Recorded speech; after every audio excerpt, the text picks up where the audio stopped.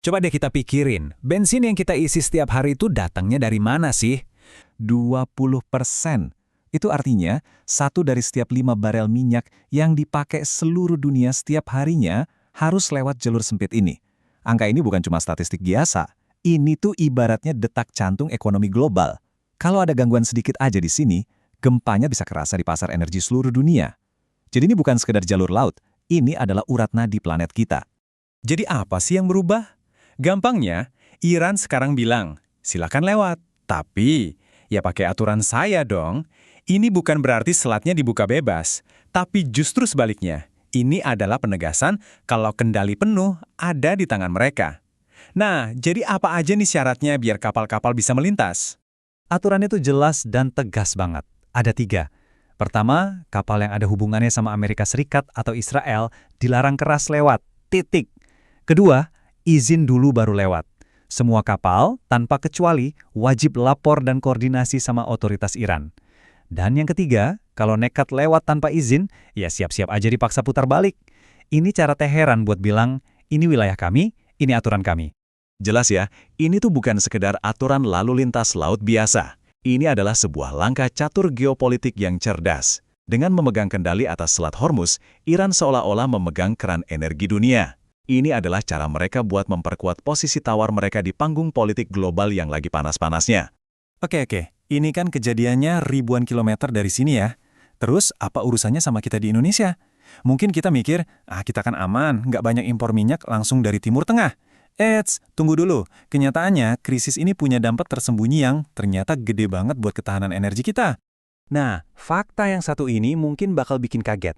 Data dari Indonesia Exim Bank Institute nunjukin kalau 75% impor minyak kita itu ternyata asalnya dari tetangga dekat, Singapura dan Malaysia. Di atas kertas kelihatannya aman banget kan? Tapi justru disinilah letak kerentanan kita yang nggak kelihatan. Dan ini dia benang merahnya. Singapura dan Malaysia itu kan cuma perantara. Mereka dapat minyak mentahnya dari mana coba? Bener banget, dari Timur Tengah. Dan minyak itu harus lewat mana? Lewat Selat Hormuz. Jadi ketergantungan kita yang 75% ke tetangga itu sebenarnya adalah ketergantungan tidak langsung pada situasi di Iran. Ini adalah rantai pasok yang rapuh banget. Jadi apa artinya ini buat kita semua? Kalau pasokan ke Singapura dan Malaysia macet, efek dominonya bakal langsung menghantam kita. Siap-siap deh harga BBM di pom bensin naik, harga barang-barang di pasar ikut naik karena inflasi, ongkos kirim paket jadi lebih mahal dan ujung-ujungnya bisa mengguncang stabilitas ekonomi kita secara keseluruhan. Terus gimana dong? Apa kita cuma bisa pasrah? Ya enggak dong. Di tengah krisis ini ada jalan keluar yang cerdas. Jawabannya bukan dengan kapal perang, tapi dengan perundingan, dengan obrolan. Diplomasi energi sekarang jadi senjata utama kita buat melewati badai geopolitik ini. Dan ini bukan cuma teori loh ya. Beberapa negara udah ngebuktiin kalau pendekatan ini berhasil.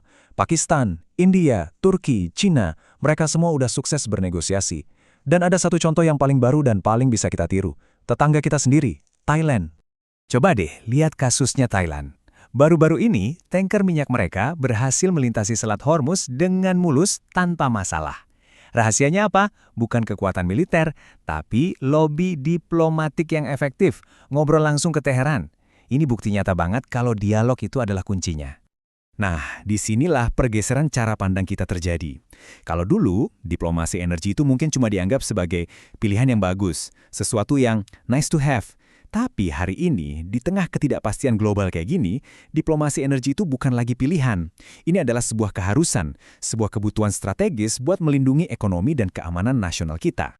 Jadi situasi ini sebenarnya bukan cuma ancaman loh, tapi ini juga sebuah peluang emas. Justru karena Iran membuka pintu negosiasi, inilah momen kunci bagi Indonesia untuk maju, untuk memperkuat diplomasi energinya, dan membangun benteng pertahanan buat ekonomi kita. Pakar ekonomi dari Indef Abratalatov menyimpulkannya dengan pas banget. Beliau bilang, kalau Indonesia mampu dan berhasil negosiasi langsung dengan Iran, ini bisa jadi game changer yang sesungguhnya bagi ketahanan energi nasional kita. Ini bukan lagi soal teori, tapi langkah konkret yang bisa mengubah segalanya. Pada akhirnya, ketahanan energi kita itu bukan cuma soal berapa banyak cadangan BBM yang kita punya, tapi ini tentang seberapa cerdas kita bermain di panggung dunia. Pertanyaannya sekarang adalah, di tengah ujian ini, akankah Indonesia hanya menjadi penonton, atau kita berani maju, mengambil langkah diplomasi yang krusial itu, dan menjadi game changer bagi masa depan kita sendiri?